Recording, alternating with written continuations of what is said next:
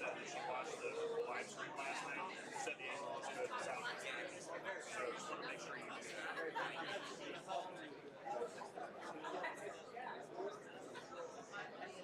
I know.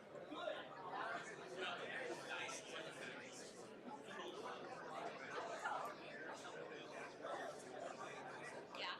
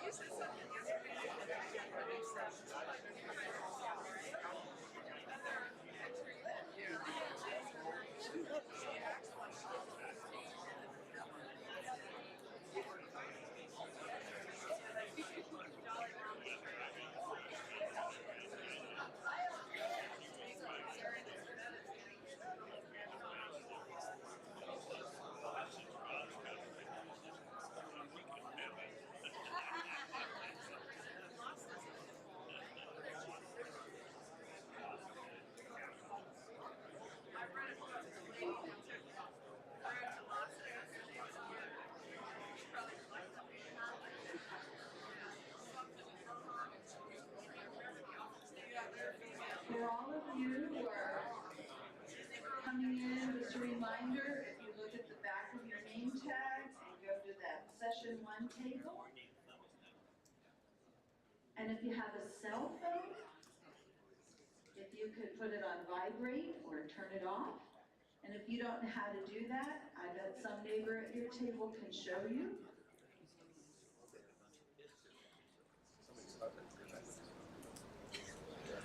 Wow, we'll get started. Good morning. Good morning, sister. Good morning, fathers, brothers, companions.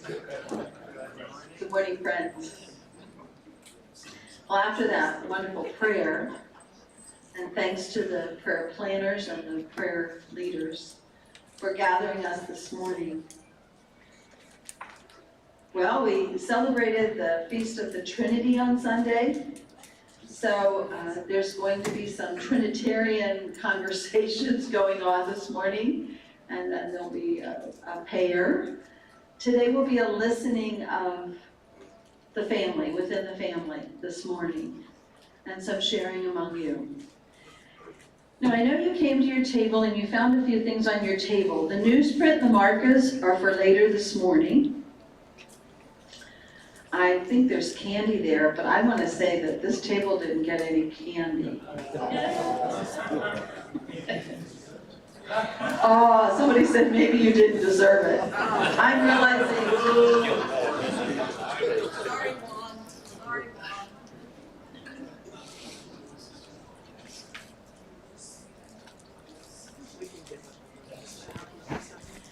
Can you hear me now on the live stream? I was saying there's candy on the tables here, but there was none up front. And someone said, who shall not be named, Dennis Christ, that maybe we didn't deserve it. Oh, the bond of charity has come forward. Oh, and then it's the companions that know the bond of charity. Sweet enough. Okay, enough of this.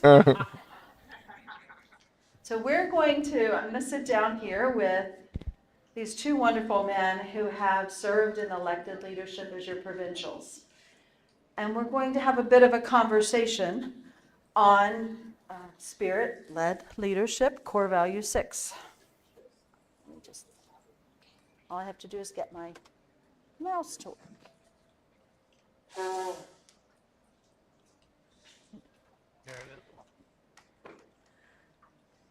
Spirit-Led Leadership, Core Value 6. I'll give you a moment to just read the slide yourself. Many of you are aware of it. So our conversation is going to be based in that. I ask you to just listen and pay attention to, as you listen, hear things. Oh, yes. What are you noticing? What's causing questions? Wonderments.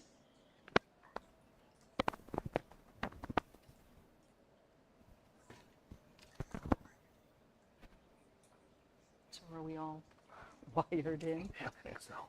You pull the, push this thing up. Battery's on, battery's full. Can you hear me now? There you go. Oh, let me get my This one question. working? Yep.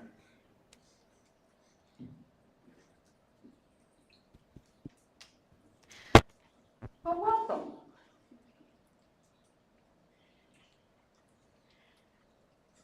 Maybe to start us off, as you consider your ministry and elected leadership at this time, during these years, maybe more years than you anticipated, toward the new creation, maybe you could share a little bit about that first part, about being spirit-led and recognizing the gifts of others and helping the province fulfill its goals. One of you want to jump in? Well, I can start. Yeah, it's you talk about being spirit-led and recognizing gifts in others.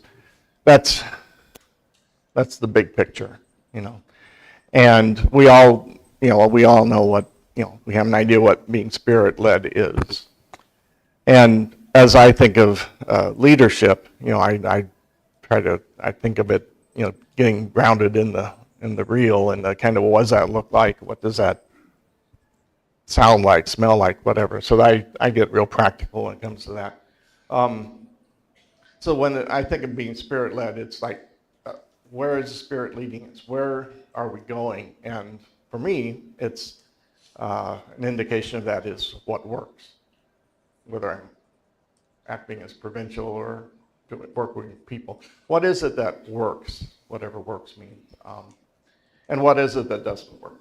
I think the Spirit is leading us into what works, as in relationship, as in ministry, as in what is providing life for us. And so I kind of look at that and what's working. And I think the role of a leader is to kind of recognize that and say, yeah, there it is, and nurture it and put the resources into it and invite people into that. The other part is what doesn't work, and recognizing that also, and saying, well, what isn't working here? And what might work better? And then challenging, that's where challenging comes in for leadership, I think.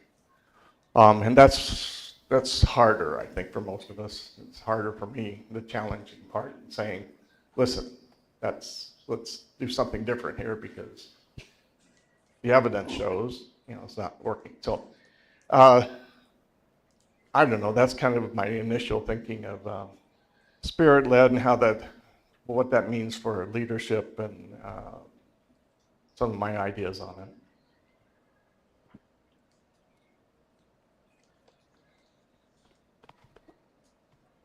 As I was reflecting on core value 6, if you recall, one of the times that we canceled a previous assembly, I don't remember which one, we kind of shifted it to online, and we had the Zooms on the different core values that you could reflect on, and our goal was to have core value 6 would be Gary and I reflecting at the assembly, whenever that was supposed to be, but we're doing it now.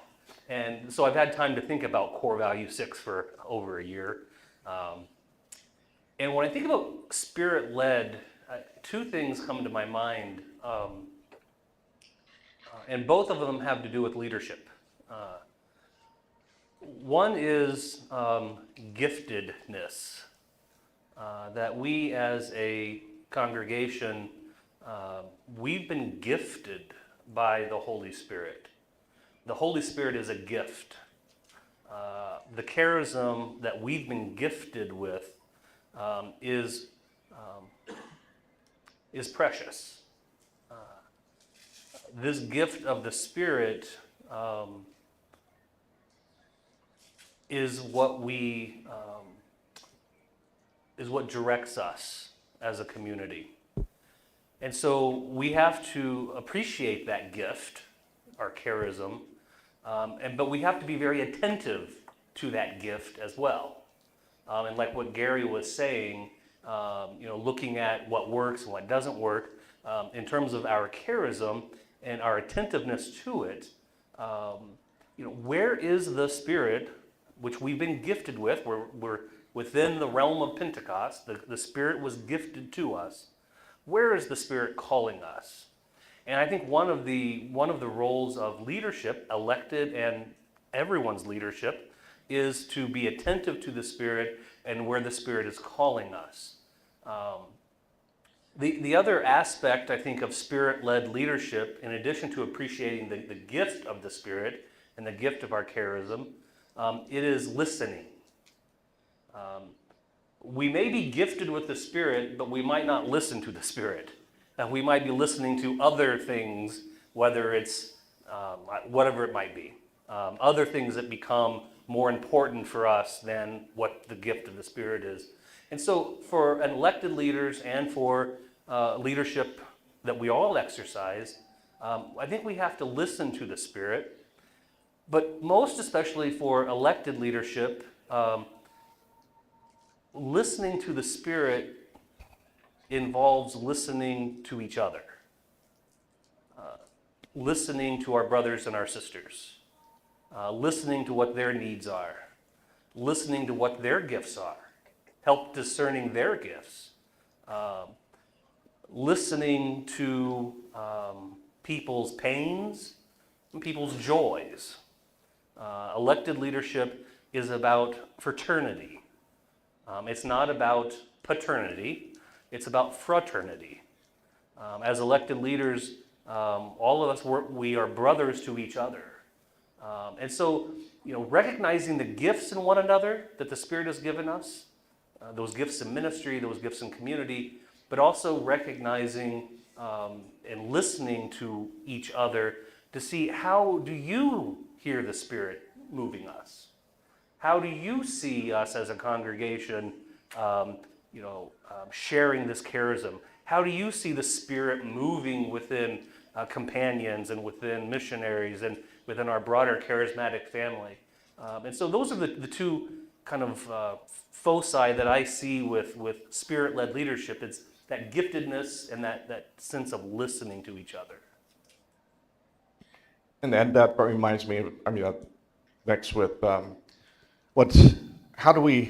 I think it's very important that we recognize those gifts and help each other know those gifts and promote those gifts within us and out there. Okay, I don't think we've done real great job of promoting ourselves, of saying, this is who we are, these are the gifts that we have, this is the precious gifts of the precious blood, this is, and people, we need to do that. We need to kind of say, yeah, we're proud of that, here's the gifts, and say that. And I think, well, I don't like advertising, but, what promotion, or whatever you want to call that, right? And, hopefully, PBMR has been great. Has built up a reputation of who they are and what that work is, what those gifts are, reconciliation, our charism. Hopefully, our new PBSI, that Spirituality Institute, will be able to do that also, a wider promotion. And but we all need to do that. How we do that, if you want to call that inviting people in or sharing our gifts or whatever. I think that's going to be really important, and as leadership needs to kind of remind us that we're all about that. It's good you said that, and one of the pieces, as I hear you, is this sense of the leader in every chair. Yep. And calling that forth. Yep. And maybe saying a bit about how that might look, not necessarily from your perspective, but what you would say to the community, from the community's perspective, the family's perspective, of what does it look like for them to be leader in the chair. How would you call that forth? Or what do you think in the new creation, a way that could happen? I think I threw them a curve. Well, I think That building the bonds of charity, I think, along with that. right. Well, each and every one of us in this room have a responsibility to exercise leadership in a variety of ways. And it's going to be different for missionaries and companions.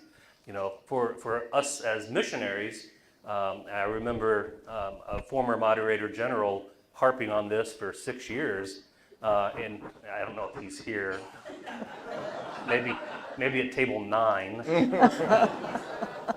But there's part of the normative text, C49 in our Constitution, that says everyone is responsible for leadership, not just elected leaders.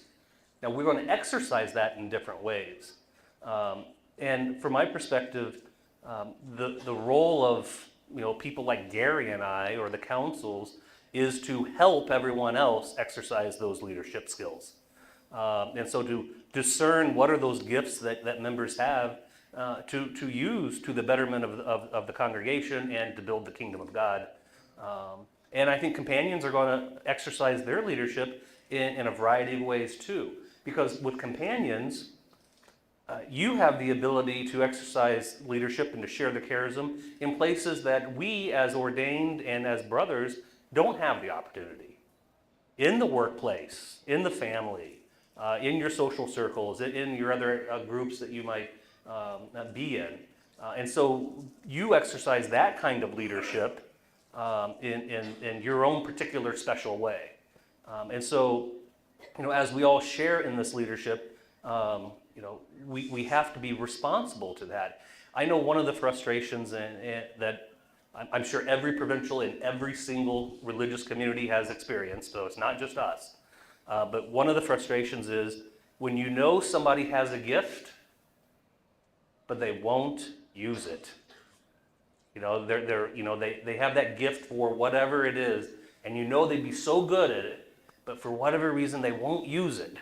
And how do we get people to really use those gifts to build the kingdom? I'll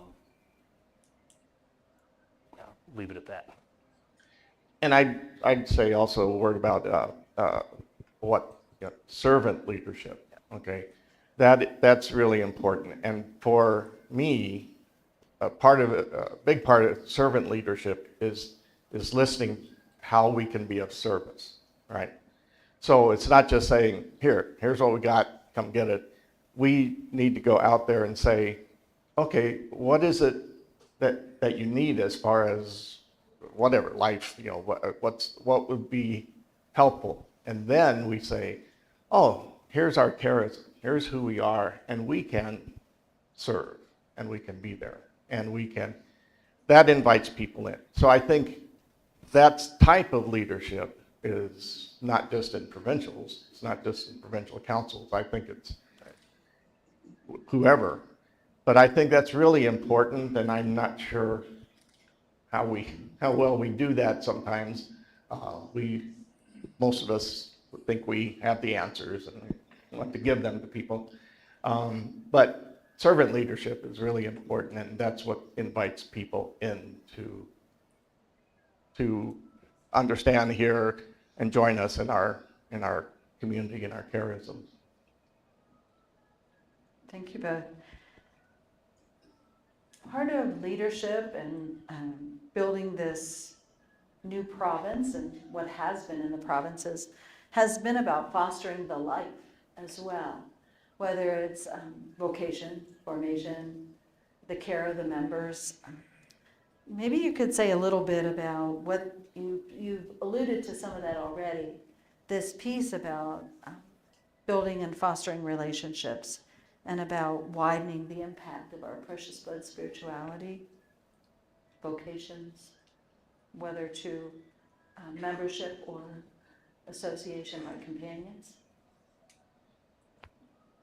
Well, I think at its core, what Jesus' ministry was building relationships, particularly building relationships with those who have been cut off, who have been pushed to the sides, who have been, in our terms that we would use now, marginalized. In the scriptures, it's the lepers, the prostitutes, the tax collectors. And so as leaders, building relationships is so important. Because it really gets to the heart of who we are, not just as missionaries of the precious blood, but as Christians. Building relationships with one another, but also recognizing all those different bonds that we have to varying degrees, whether it's with our sisters, our lay associates, our companions, whether it's with our partners in mission. Whether it's with the staff at different ministry sites, all those different relationships that we have, and one of the roles I think of leadership is to foster those relationships. Because as Father Frank said last night, creating a new province, a new creation, is not going to magically cause us to have 50 candidates come into the formation program every year. It's just not going to happen. Those days are gone. But the new creation, the new province, as we continually are called to conversion, of life and ministry, we will build those bonds of relationships so that the charism continues to spread in other ways, not just through missionaries, but through all those other relationships that we are building. I think about, everyone who is in ministry shares the charism and builds relationships. I'm thinking of the people who come to the shrine, the Sorrowful Mother Shrine, come there looking for some peace and some solitude, some prayer time. That's a way of building, continuing to expand and build the congregation. Or the people who come to programs at the Precious Blood Renewal Center, or parishes, wherever. The more we build relationships, the more that I think we broaden that circle, and we end up really sharing the charism much more wider than we could ever do, just as, priest and brothers. Well, I think everything's based on a relationship, and that's kind of the point. Somebody once said, when they were discussing that, someone that said, is it better to be right or to be in relationship? Kind of brings it into focus. What are we about? Okay. So it's all about that. And to bring it down to our immediate situation here as far as leadership, one of the challenges of a relationship, of leadership, is going to be, as we come together as provinces, is how do we create a new relationship among us? And how's that work? And how do we facilitate that? And that's going to be really important. So that will kind of, how we go forward will depend on how well we go forward, depend on how well we come together and kind of do that work. And it's a lot of understanding, relationships build on understanding. Where are you at? Where am I at? And kind of, we have a lot of assumptions about that, I think, as people, human beings, and as provinces. A lot of presumptions, assumptions about each other. Are they accurate or not? Well, that's the work, and we have to figure that one out. So that's going to be, kind of the work of leadership in the immediate future here. Another part of leadership relationship is going to be our relationship with the wider church, with the institutional church. How are we going to do that? Are we going to do it like we've done it in the past?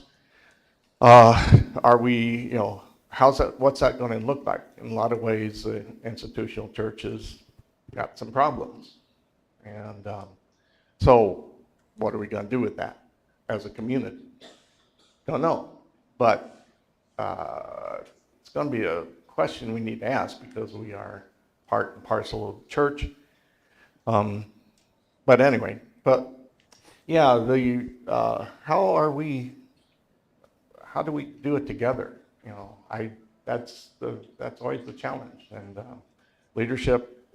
more leadership can facilitate that for us, the better off we'll be.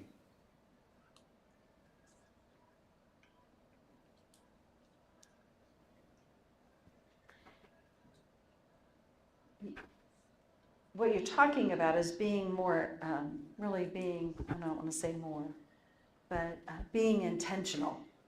Being intentional about what the call is, what the Spirit leads, and also the resources, whether it's people or whether it's financial or whatever resources we have, and using the resources for the benefit of the community and for the church and the world. So as we kind of pull together this conversation, I just invite you, is there anything more that you would want to say that would be good that we attend to, that aware of, or name? One thing that goes along with relationship in our immediate future here is one of the things that probably we'll need to kind of figure out how to do is grieving. Okay, We are no longer two provinces. Kansas City province does not exist. Cincinnati province does not exist. And there's a loss there, whether it's big loss, small loss to us, whoever, individuals, whatever that may be. I think that's going to be important that we don't forget that, or don't just gloss over it, don't just jump and say, well, let's distract ourselves with something else.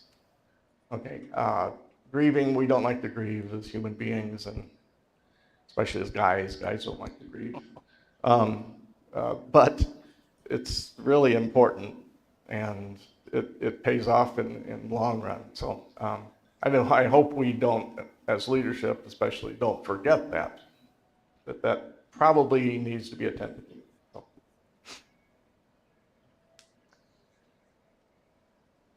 I think another aspect of leadership, or something that leadership will need to attend to as we move into this new creation, is to continue to build on and to continue to understand our internationality as a congregation. The United States, as a society, we can often be very self-centered as a nation, and not really think about what is going on in other places and how what we do affects other places, whether that's climate or economics or whatever it is. But as a congregation, to remember that we as the United States province, we're one part of a much larger reality. And that reality is the Congregation of the Missionaries of the Precious Blood, with missionaries, brothers, and lay associates in every continent on the globe except for Antarctica. And to realize that we are part of a much larger family, and to appreciate that, but to also recognize, how as a province, how do we use our gifts for the betterment of the entire congregation worldwide? And I think that's something that leadership in the new province is going to need to take into account, is how do we build those bonds, with our brothers in Poland, or with lay associates in Tanzania, and not get bogged down in just what we, for the lack of a better term, our own parochial concerns, our kind of internal stuff, which is important. You got to deal with it, but we need to always have that view of that ever wider view, not only of broadening the circle here in the United States through lay companions and lay associates and those kind of things, but also to always keep our eye on that international side of it, that we are brothers in mission with a much wider community than just us gathered here in this room. So I think leadership is called to help us keep our eyes open to the needs of the church, but also to the needs of the congregation, and also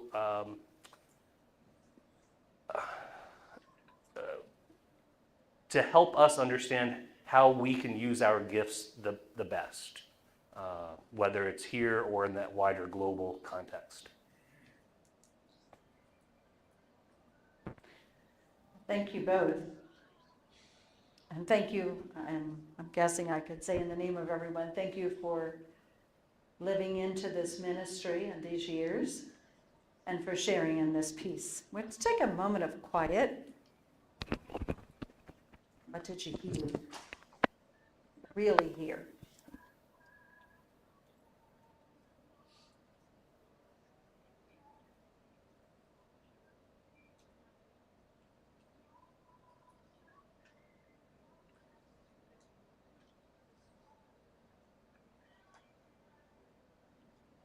And let's say thank you.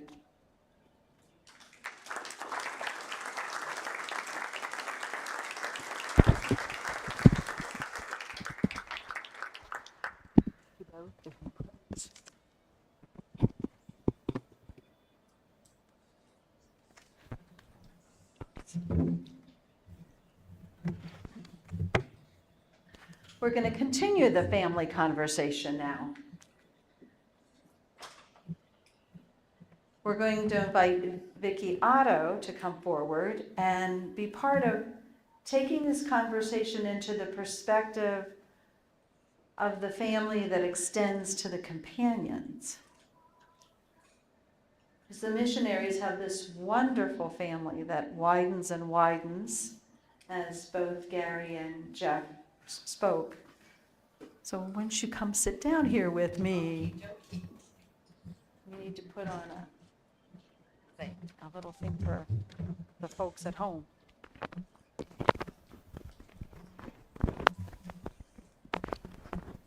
I need the right clothes to do this.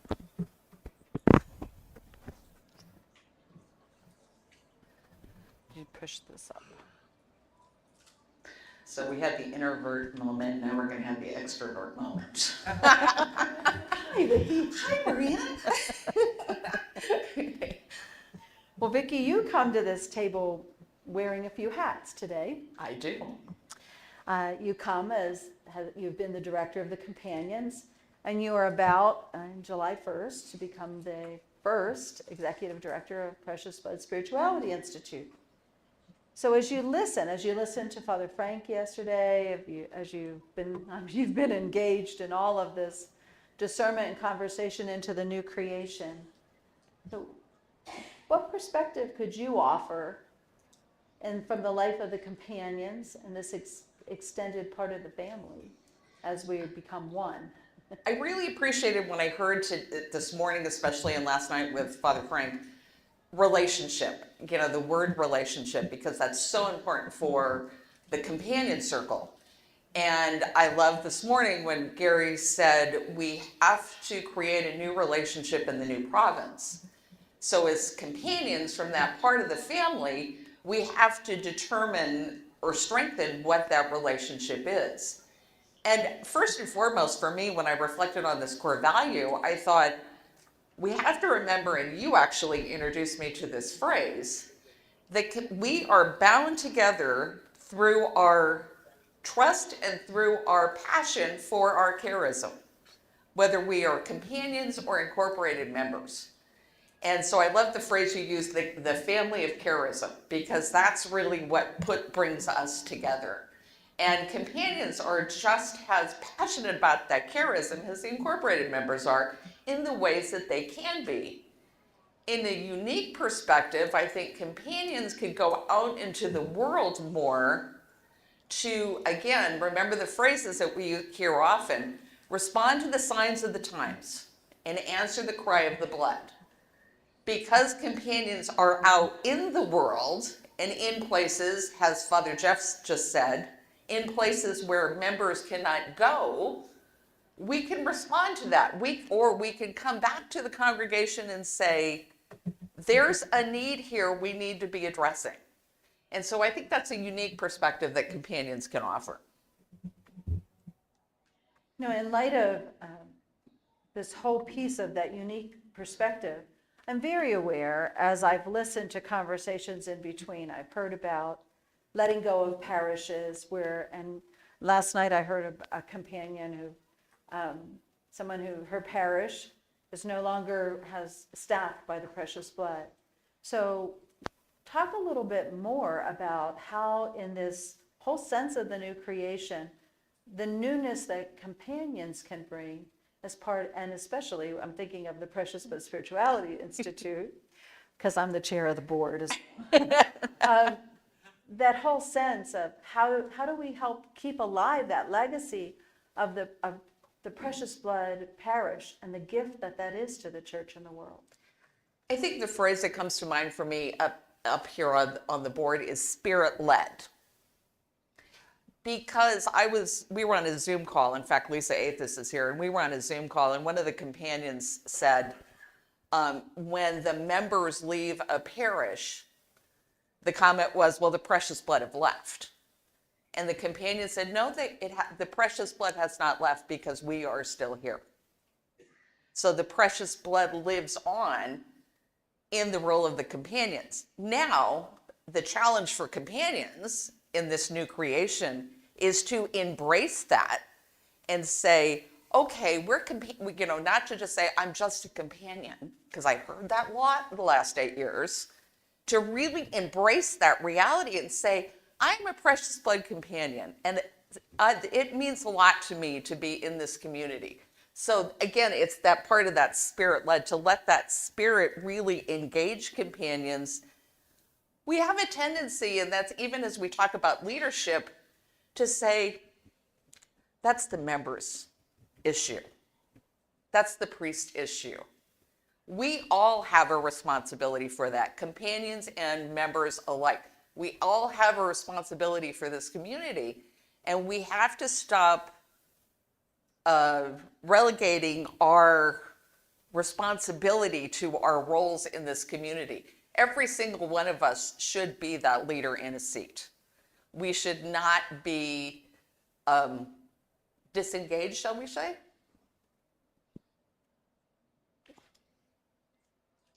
When you think about that leader in every chair, and in light of what we are becoming, you as precious blood, we as precious blood, but in particular in the United States, the missionaries of the precious blood in this U.S. province, and as Jeff talked about, the global perspective, what kind of things do you think that opens up for companions with members, with the incorporated, and bringing about that global identity? The global identity is always challenging because, when you're sitting in the little tiny parish in Ohio, why should you be concerned about the companions in Tanzania? But again, remember, we're all part of the same family. We're all connected by our charism. So what's important for us in the United States is just as important as our lay brothers and sisters in Tanzania. And even more so, what can we share as resources? I've had people reach out from the Latin American province, from various areas saying, can you send us your formation book? We don't have one. I'm like, yeah, I'll send you whatever you need. Because we're all part of the family. We should not be proprietary and say, it's ours, you can't have it. We should be sharing that information more and more. But the companions also have to be comfortable enough to speak out. In our vision statement, Gather Send, what does it say? Stand up, speak out, speak clearly. Sorry, I think I screwed that up. But you know what I mean. We have to be afraid to speak out. We have to be willing to speak out. We have to be willing to, again, be that noise in a community and be that voice in the community when you might be the only ones. There might not be an incorporated member in Sedalia, but there are companions there. We have to stop going, well, we're just companions. We have to learn and that's my hope for the new province, is that spirit goads us into action. So, as we come close to the end of this conversation, what would you like to say more? Okay, I have one more thing to say, and I wrote this down. A professor of mine at Fordham introduced me to a French poet. And I'm not going to say his name because I don't speak French and I'm sure I'd screw it up. But this is my hope for companions. This is my hope for the new province. This is my hope for the future as we move forward. He writes, a new mystery sings in your bones. Cultivate your legitimate strangeness. We don't all have to be alike, but we have to honor who we are and celebrate who we are in whatever way, shape, or form, and cultivate that. Because if we all can go out and are more motivated and more energized by the Spirit, can you imagine what this congregation could do? It would be amazing. So that's my hope for the future. Thank you. There's your affirmation. Well, take another minute. What did you hear? What are you noticing?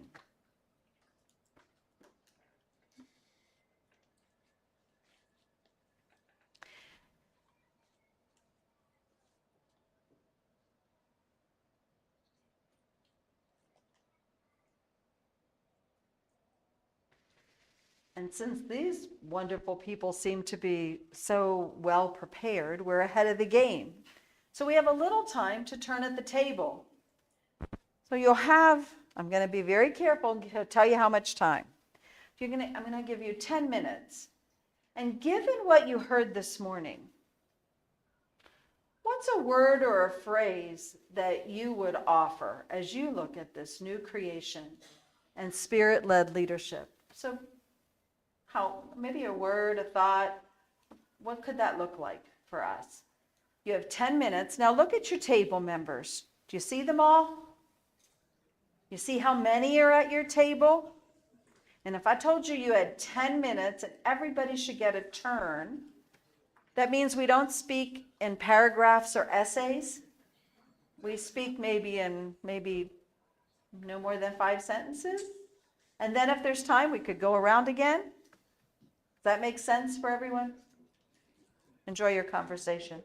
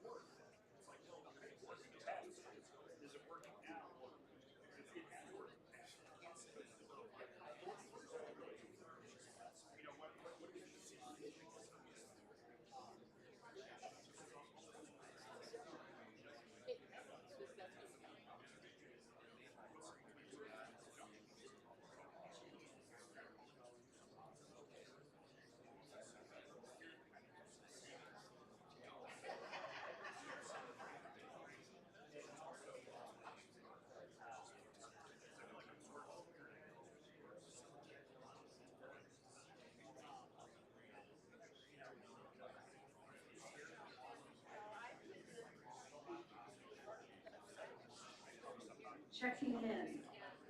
How many tables need more time? Okay, it's good conversation. We have the time. How about give you maybe 5 more minutes? I'm very aware, though well, I wasn't sitting in full view of you because you were kind of against it. Last section, inside the EU. I was thinking, yeah, because, and I think it makes a difference. It does. So, Well, we're not going to be doing this anymore. We'll be up here. oh, It's just for this morning. But thank you. That's true. well, That was a okay, joy. that's all. Yeah.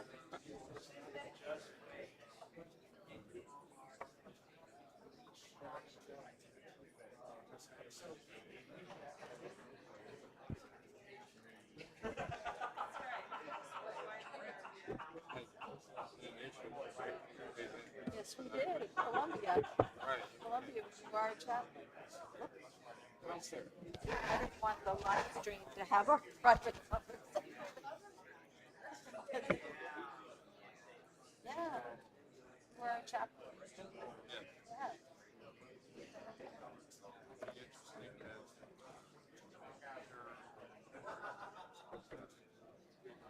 what's happened since We sold the mother house and we all moved down in the house next to my sister still lives in it. It was the farmhouse. We renovated the farmhouse next to the city.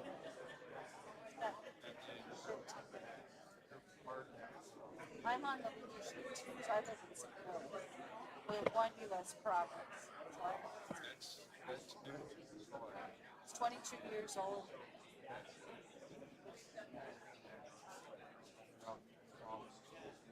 It's like,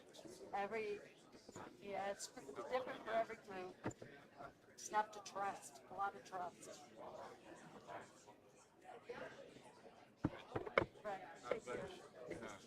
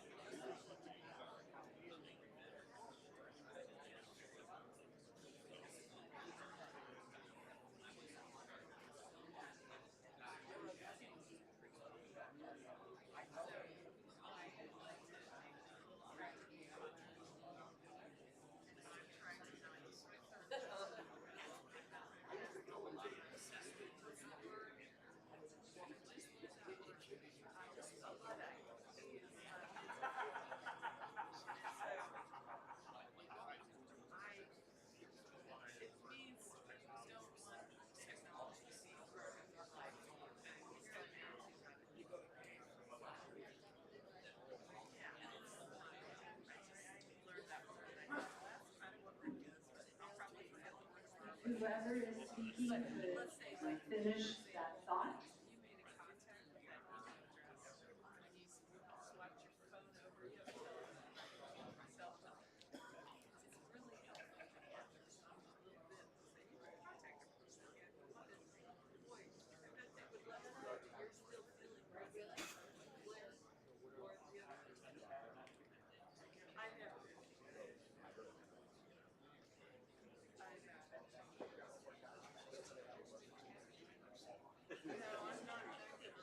Welcome back.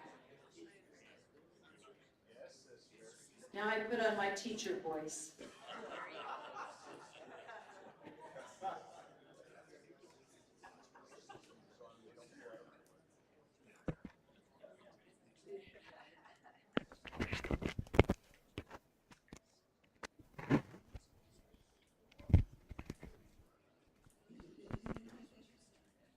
Well, we're a little ahead, which is a good thing. We're going to take a break now, and so we'll come back. Instead of taking a break at 10:30, we'll take it now and come back at 10:30. And we will continue with another conversation. I'm aware, someone brought to my attention, when we sit at this table, all of you can't see. So maybe we could try to do some creative problem solving at the break. So can see you at 10:30.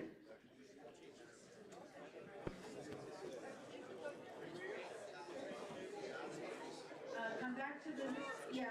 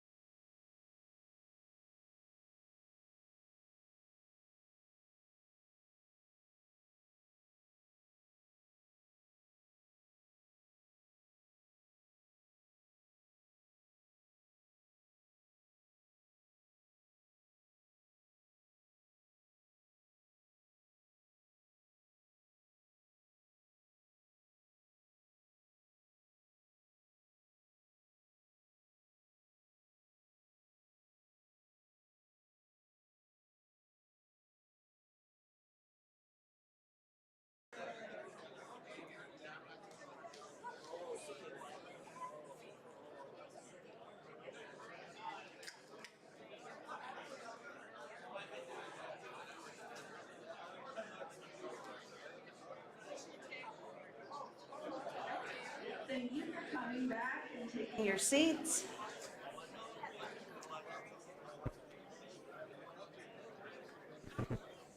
It's an invitation.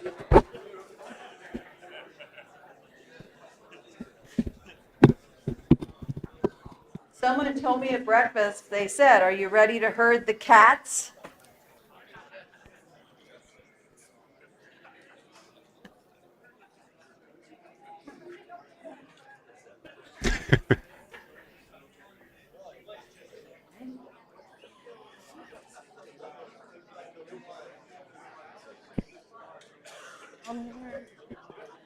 He's over here.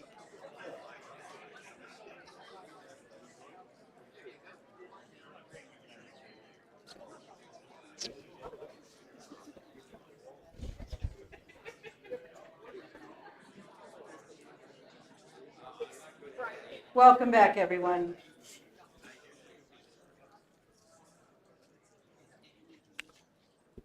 When we were going over everything yesterday morning, someone referred to my role this morning was being Oprah Winfrey. I sure wish I had her bank balance. We could do a lot as ASCs with that bank balance. Thank you for coming back, and I met some folks in the hallway, said their conversations really were very, very fruitful and energizing. So we're going to continue our conversation as a family. You see, there are two new people up here. They're not new to you. Oh, the bond of charity. I missed it. What they say? I don't know. It's probably not. It was something. It's probably best. Something about being new. Actually, they're going to talk about new wine and new wineskins. As this U.S. province comes into existence, about the ways we're being called to become new wine.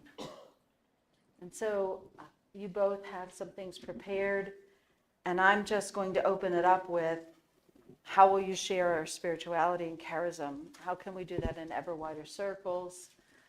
And how are we being challenged to respond to the cry of the blood? Let's just start there. And you both can just. You got this? Good morning, everyone. Good morning. I was struck last night as Frank was talking about it was good to hear the affirmation about our charism and our spirituality, especially reconciliation and renewal, the renewal of the church and the reconciliation of the world. And I think that's the call of the new wine. Yesterday morning, I was going over the San Francisco Chronicle, and there were 3 incidents of hate crimes in San Francisco over the weekend.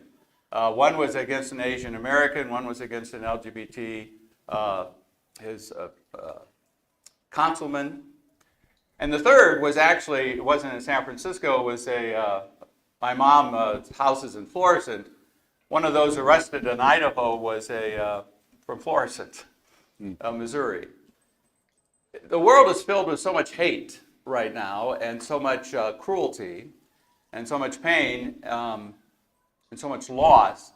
It seems to me the call of the blood and the cry of the blood now is to be people who really profess the reality of how we can be a reconciling presence in a world that is so deeply divided and wounded. Frank mentioned the polarization. You know, I think this is, I was joking with someone about the prayer, the Psalm of the Edge was written 30 years ago. The time is now, 30 years ago, the time was now. But the time is now. I mean, right now, we're living in a time where our spirituality and our charism really speaks to the reality of the polarization that exists within the church, within the society, within the country. And how can we be a presence that stands in the breach? We talk a lot about that. How can we be that presence that stands in the breach? We know the skills, the strategies, but it's our spirituality that calls us to this. It's our spirituality. And so how do we communicate that at a wider level? Fortunately, I live with a millennial, so I've been introduced to TikTok and various other forms of social media. But I mean, I think that, and I think it was mentioned by the Provincials as well, we don't share that spirituality, that the gift we have to the community and to the church and to the world. It's not about blowing our own horn. It's about being people who really do believe deeply and passionately in our spirituality. And wherever we are, we're a reconciling presence. You know, we all do that, whether it's a parish, whether it's a college campus, whether it's high school, whether it's retreats, whether it's PBMR. We are, wherever we are as Precious Blood people, we are a reconciling presence. That's the call of the new wine. And right now, the reconciliation and renewal is so needed now. The other piece that, Frank mentioned last night is the renewal of the church. Francis has called us together in this process of the Synod, which is about listening. It's about the renewal of the church, about reclaiming Vatican II. One of the best things out of the St. Louis meeting for me was we recommitted ourselves to the values and visions of Vatican II. We need to be about that as a people of the blood. That's what we're called to today. I'll shut up and let Kelly speak. Because you know me. You only got 25 more minutes to go, Joe. So I've been doing this work, jail and detention, south side of Chicago for a long time. My mugshot's out there somewhere. But for the first years of doing this work, I did it in a diocesan parish at Colby-Ellis at Assumption. I was passionate about the work. I've done this even before I'm a priest.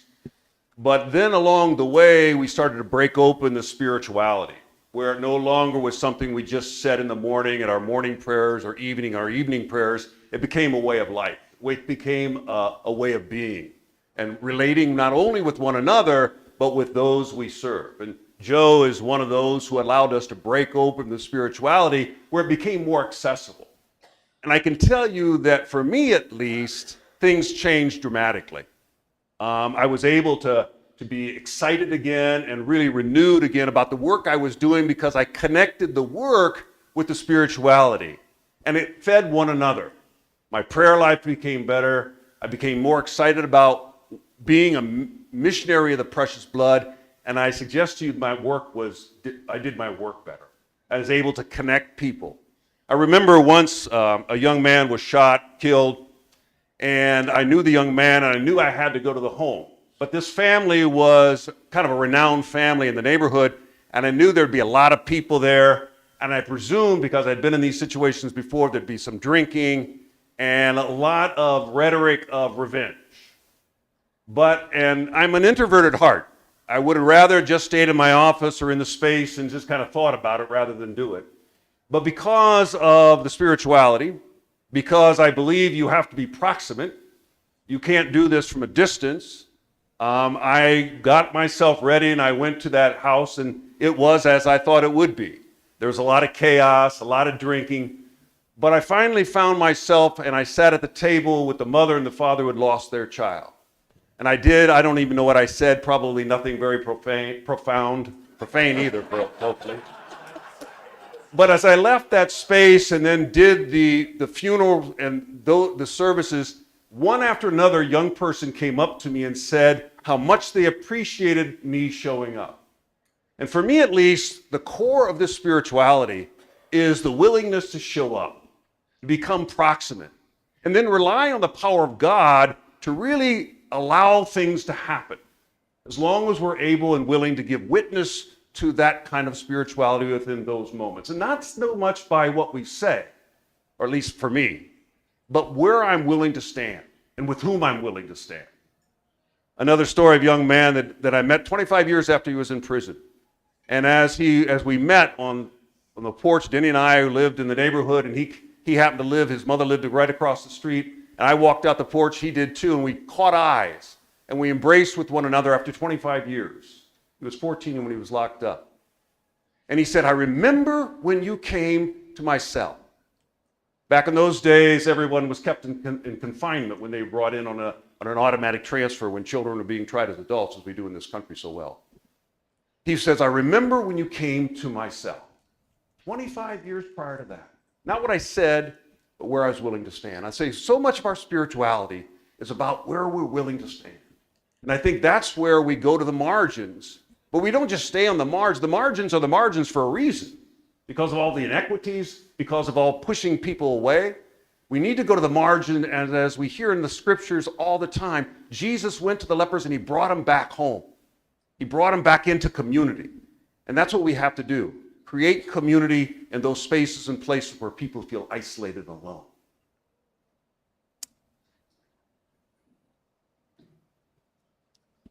Thanks.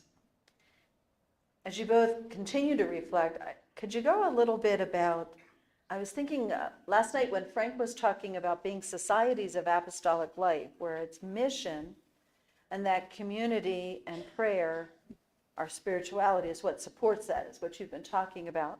So as we look at this becoming new in this new wine, and where we are already and where we might be called. Gustavo Garcia Sierra has been in the news a lot with the Uvalde situation. He's been going to all the funerals, and a couple years ago, well, several years ago now, I was there in San Angelo. They had a new bishop named, and he was the consecrating bishop, and he remembered me from PBMR because he was our auxiliary bishop there when we first started, and he was, if there was any man who was really empathetic. I mean, we do the masses with those victims of violence during the year, and he would just be with them at the cross. So if there was ever a archbishop who was going to be with the people during this time of terrible grief. But I mention that because when I talked to him after the ordination, he said, you guys need to be here. The missionaries of the precious blood need to be here at the border. At that time, it was the issue of immigration, and it still is, obviously. Immigration reform. Gun violence, of course, now is just such a... He said, we need to be here. And I said, well, if we could clone Kelly, I'd be happy to, But it's what Dave was saying about where do we stand. Well, part of this, too, is what, Vicki was saying about companions. I mean, the synodal process is about listening to everyone, and everyone has that spirit dwelling within us. And the Spirit sends us forth to go out into those places and spaces in our world that are broken by violence. That's where we belong. That's where we belong, on those edges, on those peripheries, on those places. There's brokenness everywhere. You all know that as pastors. You all know that.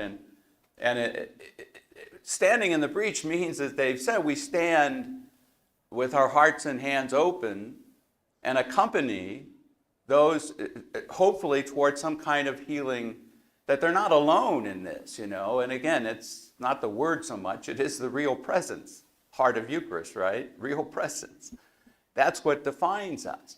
So when you think about, obviously, when the immigration issue, you need people who speak Spanish. You need people who are, gifted in being able to speak the language. But the call of the blood, it seems to me, is always toward those places where people are crying out, looking for healing, looking for hope. That's what our statement says. And again, it's that desire for us not to remain in our comfort zones, but really be about on those edges. One of the dreams I have for the community is, there's so many LGBT youth in the Bay Area of California that have escaped abuse or, rejection in the Midwest. And there's many of them homeless. How can we as a community create an environment, a place, a house, whatever, that we might, help them get a new lease on life, a new start. I mean, Most Holy Redeemer certainly does wonderful ministry to those who are homeless and outcasts. But those are the places, it seems to me, not that we abandon places where we already are, but in every place we are, that call to the blood is really about reconciliation and renewal. It's about allowing that spirit to stir within us, that fervor, that fire of the Pentecost, and allow us to be with others, to burn down those barricades that keep us apart, and allow us to come closer in communion. One of the core values of Precious Blood Ministry of Reconciliation is radical hospitality. And I oftentimes tell people that that's not the kind of hospitality that our grandmother or mothers offered people, where you just kind of, offer them the bare necessities of. It's really about welcoming and wait. It's the prodigal son, the father and the prodigal son waiting on that mountain, even long before the son was ready to come home, and waiting and wanting for that son's return, ready for that son's return, and making space for that son in all his brokenness and all his sin and all his betrayal, and not leading with judgment, but rather leading with understanding. So core to this work is relationship. It's really building relationships. And whenever we do these circles with victim, offender, or whomever we're doing circles with, it always starts with storytelling. Who are you? Beyond your title, who are you? Who's that person that has really inspired you? And opening ourselves up to one another, to be vulnerable with one another so that we can speak to our truth. Because if we don't feel connected, if we're not in relationship with one another, then I'm not going to tell you anything very intimate. I'm going to not to speak my truth. And I think in our parishes and our ministry sites, wherever we may be, I think if we really led with this radical hospitality of really welcoming people without judgment, without saying, you really don't look the way you should look to come in church, and really welcome them as they were, then I think some of those on the margins might find themselves in our churches and our ministry sites. And that distance between us and them wouldn't be so great.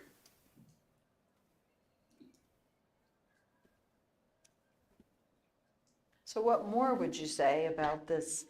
Sounds like a transforming power that could be among us. What more would you want to say? I know you prepared some things, so did we miss anything?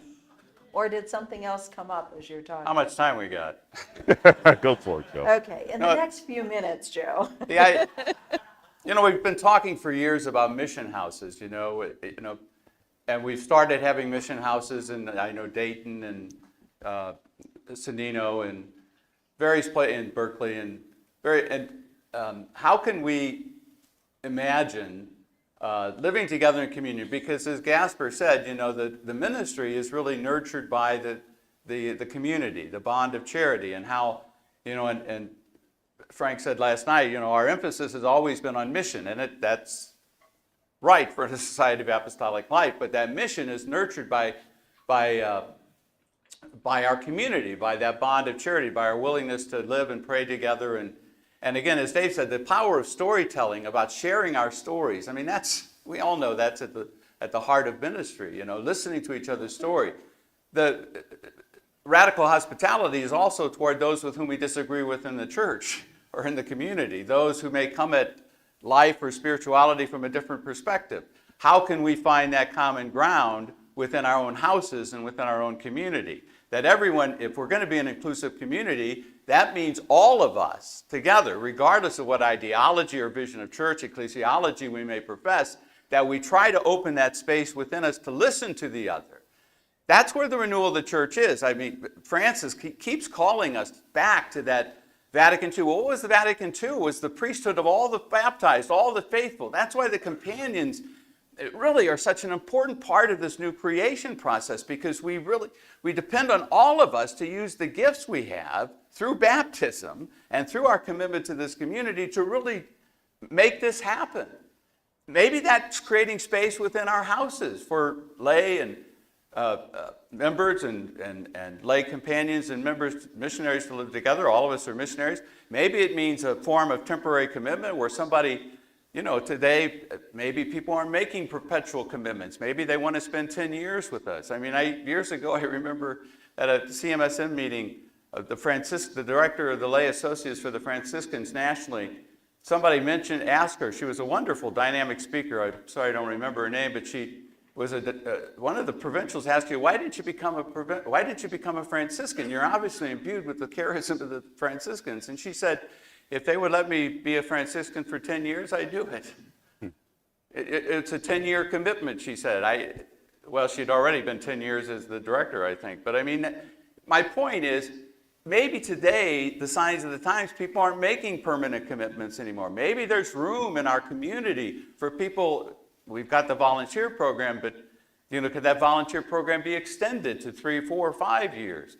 Those who are retired, those who are, from in a second career, could they perhaps, be part of our living situation and work together to create these spaces on the margins.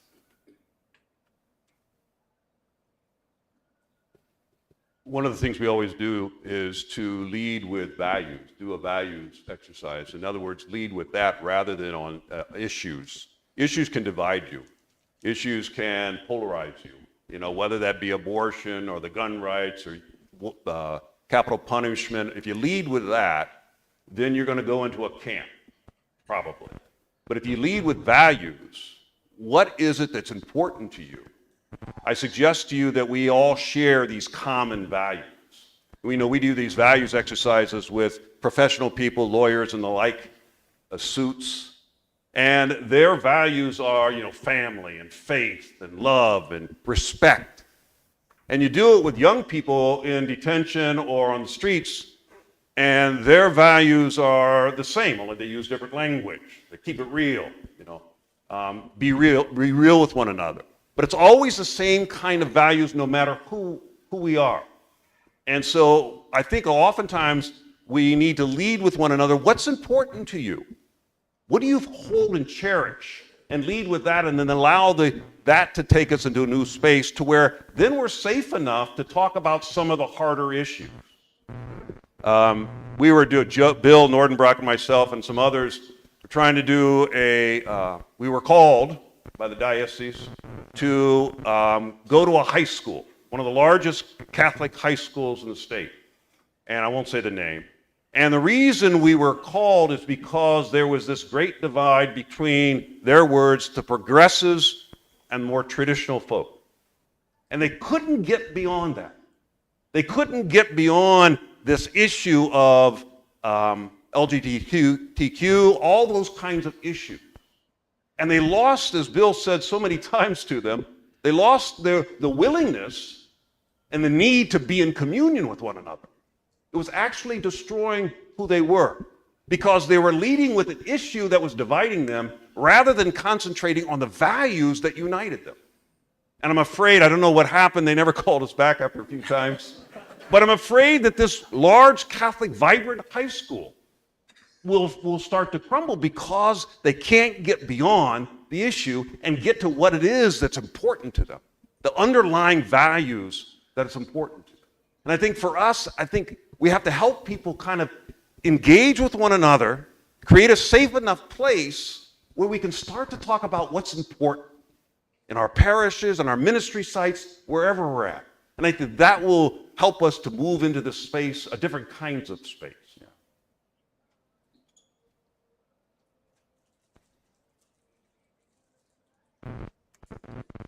I can tell they have more to say, and you know we have a little bit more time, so you can. Go ahead. Really? I'll stop done. you when it is time. Well, every time Dave speaks, I have something else to. No, it really, the reality is that radical hospitality is creating a space and listening. We spend a lot of time. Thomas Merton said that James Forrest, you know, who just died recently this last year, very active in social justice, the war in Vietnam, against the war and all that. He said it's the reality of relationships that saves everything. It's the reality of relationships that saves everything. That's what will save us. It's the reality of our relationships that will save us. But in order for those relationships to be saved, we must open that space, even with those with whom we disagree, and allow their word, their truth to be spoken, the safe place. I mean, the circle training that has been done in this community, people know my great fear, to be honest, is that we're tired. I mean, we've been worn out by so much within the dissension within the church, within society, with the pandemic and everything else, and the ongoing onslaught of violence. My God, with the Uvalde and Buffalo, and day after day, there's something, and it drains one's energy. So it really demands, again, we need to get back to that whole idea of prayer, you know, that idea of listening to God in the contemplative space. When we started the renewal, the Reconciliation Center, we always began the day with some centering prayer, because it was, in order to create a safe place in the neighborhood, we wanted to create a safe place, live out of that place within us. the prayer here has been very rich, and that's so important. When we pray together, it's the reality of relationships that reminds us that we're connected, deeply connected to one another. And even though we may not agree on all the issues, it's the reality of our relationship in the blood of Christ that saves everything. And it's an ever-widening circle. We haven't mentioned the adorers, but again, the adorers and the worldwide community. I mean, there are so many levels in which these circles of the blood can continue to expand that gives me great hope, as long as we don't succumb to weariness or to the societal pressures to stay divided. I mean, we're living in such a polarized age that it's a great challenge. But to me, I hear it all the time when I'm giving retreats. But again, if you take time to listen to people's story, it's like, oh, that's where you come from. That's your story. And again, I thought Dave said it well. If you just focus on the issues, we'll never find common ground. But if you see the reality of the relationship that binds us together in the blood of Christ, there's great hope for the future. I find myself oftentimes being the oldest person in groups in the work that we do in violence prevention world, and this kind of work is not often older people there, and there's an advantage to that because sometimes I say I don't have that much more time. We've got to get to the core issues. The truth has to be told. I don't have a lot of time to just kind of talk about it and talk around it and wait for it maybe to happen. And I think if you look around, those of you who do have hair, it's gray. From not everybody, but a lot of us. White. Sorry. So if not now, what are we waiting for? The time, I mean, the cry of the blood is loud. It's in the front pages. And I think that if we're waiting around for who or for what, I think that it really is, I really feel there's an urgency in the world today for the spirituality that we embrace. But we can't keep it locked in these small rooms. It's got to go out into the byways and highways and really be spread amongst the people and be bold and provocative and take risks. I really feel that.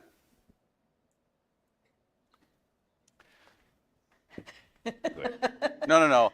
I was just going to tell you one last story about my mom, because she's the holiest and wisest person I know. She recently had a stroke and is now in rehab. But I was home. I was preparing to give a talk the next day in St. Louis and so I was staying with Mom, and this was before her stroke, obviously. And I said, "Mom, what do you want to watch TV?"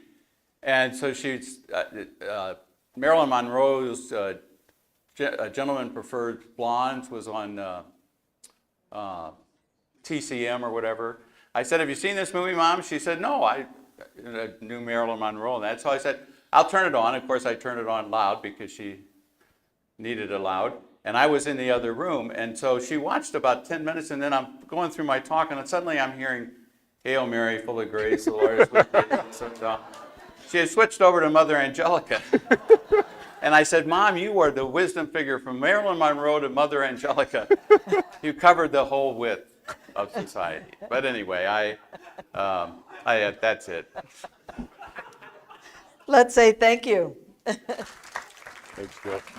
Thank you, Dave. Just take a moment of quiet. And again, what stirred? Maybe something's even propelling you.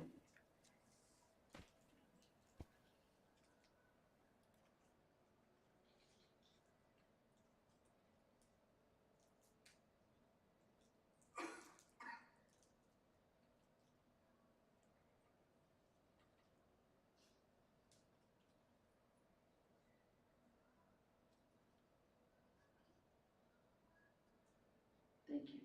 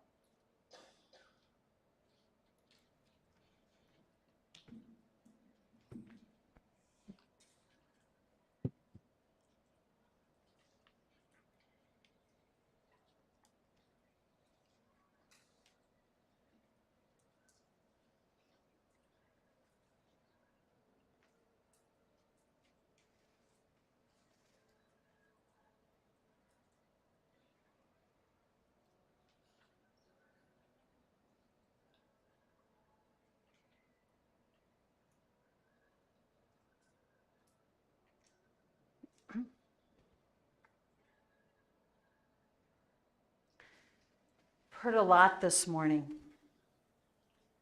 And I know for myself, because I'm also part of the Precious Blood family, a lot of things stirring in me about what might be, what could be. And that whole idea about what are the real values. And so as we're going to go into a little process together, and as we do it, we're going to look at a few things.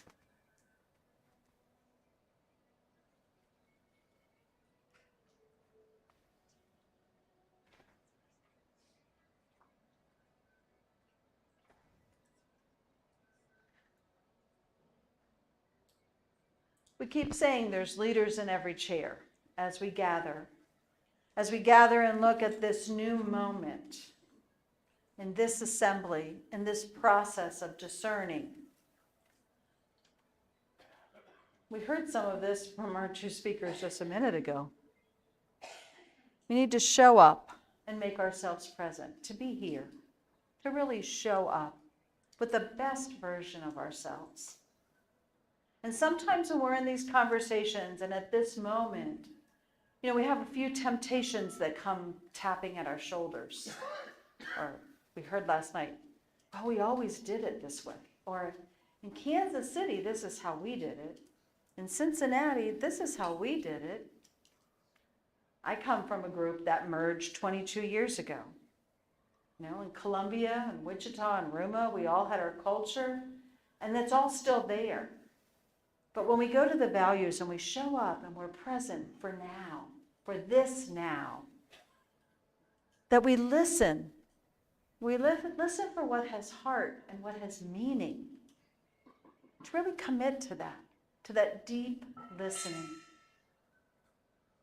I think they're getting our lunch ready or happy hour, and there's a chime every time I speak. I'm going to do it this way. Speak the truth without blame or judgment. When we're in these sharings, to speak our truth without blame or judgment, our truth. That hospitality, to be that listening and that speaking, that radical hospitality.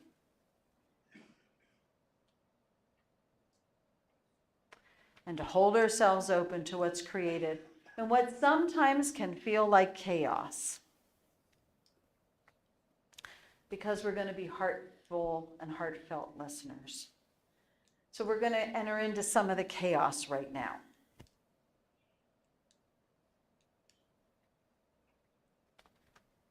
First, I am going to pull this up so I could read.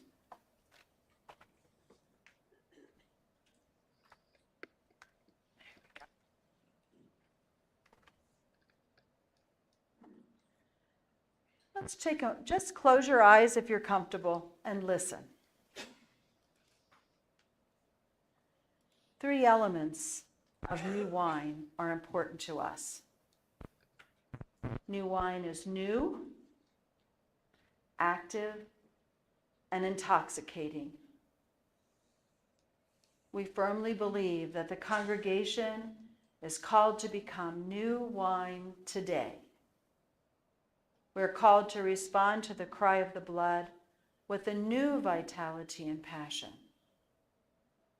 Finally, we are called to share this new wine so that the world can experience the joyful intoxication of a precious blood spirituality, a spirituality which declares that God's love knows no bounds.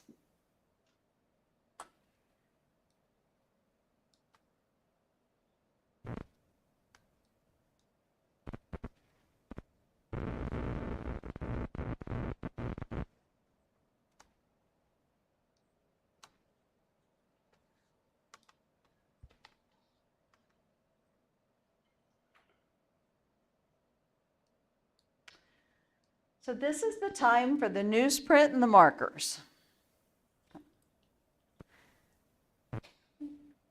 You were given a little homework before you came to think about your hopes for the new creation, this new province in the United States, and possibly 3 challenges for this. new creation and this new province.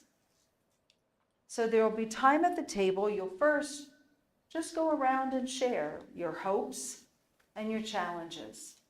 And listen. Listen without judgment. Show up for one another. And then, as a table, can you come to 3 hopes and 3 challenges that you would put on that newsprint, that you would put up on the wall for the rest of us to see? So we're going to share our personal reflection, and then we're going to come to a common reflection from the table. 3 hopes for the new province, this new creation, and what might be 3 challenges for the new province, the new creation. Is that understandable? Again, we're going to look at the people at our table with love, and we're going to remember that we have a limited amount of time. So if you gather together and start your conversation, at some point I will come back in maybe around 11:40 and say, if you haven't come to consensus, this might be a good time to move that way. So you have a little time to talk about consensus, and then we'll be ready for lunch. We'll stop at noon, but I'll check in at 11:40, okay? I'm guessing you'll need more time, and that's okay.